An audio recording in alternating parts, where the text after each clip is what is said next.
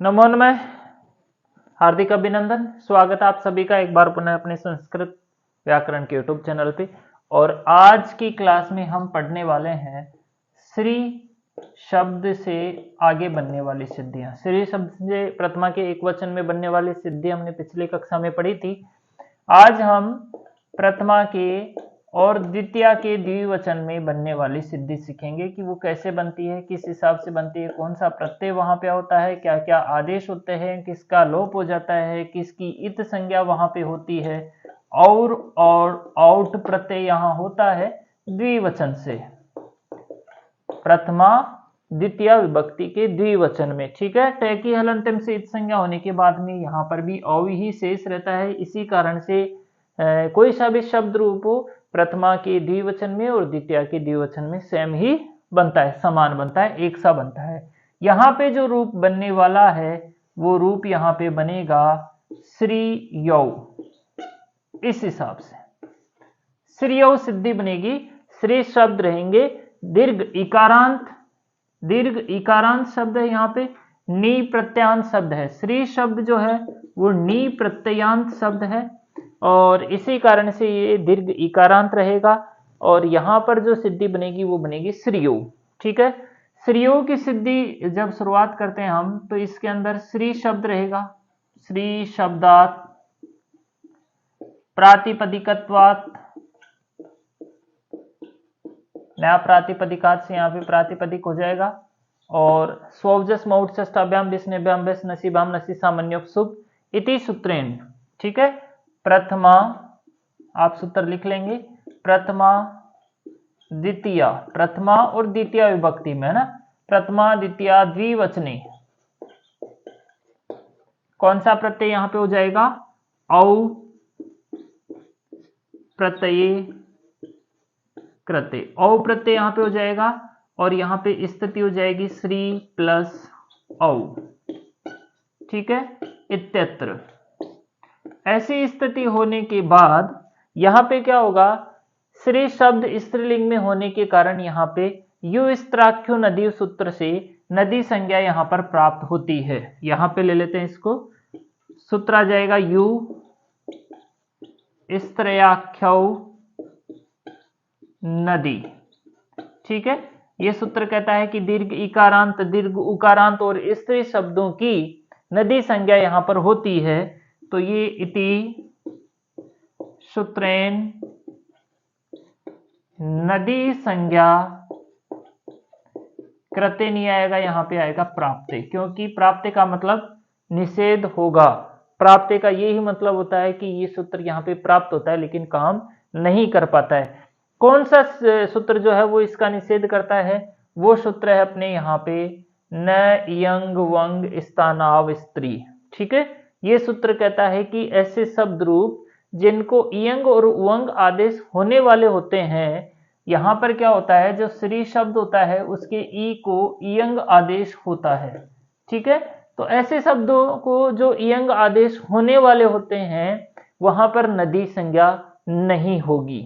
ठीक है, लेकिन ये सूत्र ऐसा भी कहता है अस्त्री, मतलब स्त्री शब्द को छोड़कर, क्योंकि स्त्री शब्दों में भी इयंग आदेश होता है, लेकिन ये कहता है कि नहीं नहीं, स्त्री शब्दों में तो आप नदी संज्ञा कर सकते हो, लेकिन स्त्री शब्दों के अलावा कहीं पर भी आप अगर इयंग और उवंग आदेश कर रहे हो तो वहां पे नदी संज्ञा अपने को नहीं करनी है।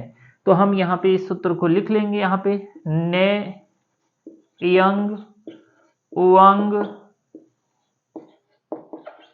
स्थानाव स्त्री। इस हिसाब से ये सूत्र यहां पे आ जाएगा, न इयंग उवंग स्थानाव स्त्री इति सूत्रेण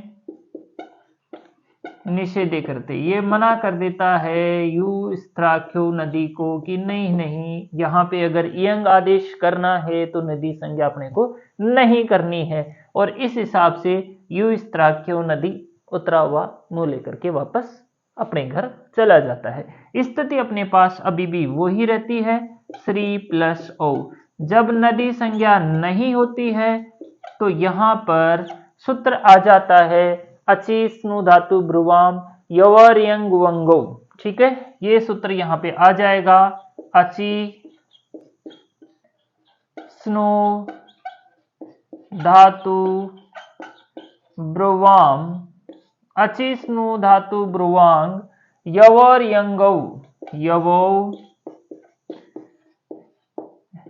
यवो रियंग वंगो, है ना। इस हिसाब से ये सूत्र यहाँ पे आ जाएगा। और ये सूत्र क्या काम करेगा, ये सूत्र यहाँ पे काम करेगा, ये जो दीर्घ ई है श्री के अंदर, श्री शब्द जो है और यहाँ पे औ जो स्थिति है उसके अंदर जो श्री में जो ई है उसको ये सूत्र इयंग आदेश कर देगा। इयंग आदेश में से ई शेष रहेगा, श्र यहाँ पे अधूरा है और औ इस हिसाब से यहाँ पर स्थिति हो जाएगी। जब इन दोनों को मिलाएंगे तो यहाँ पे कुछ ऐसे श्रीय प्लस औ, और इनको भी मिला देंगे तो ये स्थिति ऐसे हो जाएगी श्रीयो, है ना। समझे, इयंग आदेश होते ही अपनी सिद्धि यहाँ पर कंप्लीट हो जाएगी, है ना। इति सूत्रेन,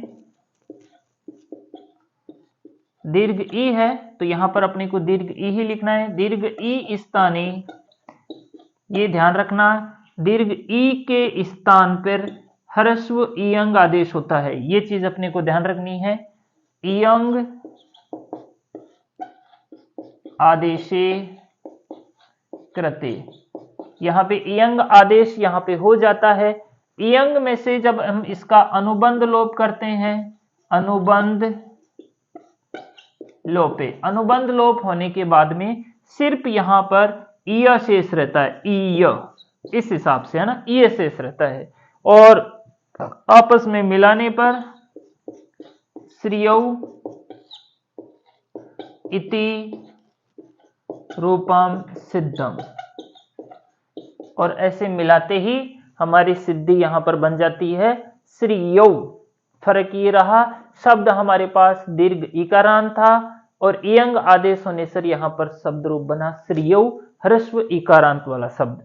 ठीक है, और इसमें जो सूत्र जो महत्वपूर्ण रहने वाले हैं, नदी संज्ञा अपने को प्राप्त होती है, न इयंग वंग स्थानाव स्त्री से इसका निषेध हो जाता है। और जो इयंग आदेश होता है, इस सूत्र को हमें हमेशा याद रखना है, परीक्षा में आ सकता है, पूरा लिखने के लिए भी आ सकता है। और इयंग आदेश में भी पूछा जा सकता है कि श्रियो इत्यत्र ई स्थानी इयंग आदेश केन सूत्रेण भवति, तो यहाँ पर अचि स्नु धातु ब्रुवाम यवोर यंग वंगो, है ना, अचि स्नु धातु ब्रुवाम यवोर यंग वंगो, 2-3 बार आप याद करेंगे तो अच्छा सा सूत्र याद हो जाएगा और इस हिसाब से श्रियो सिद्धि यहाँ पर बन जाएगी। थैंक्स, धन्यवाद।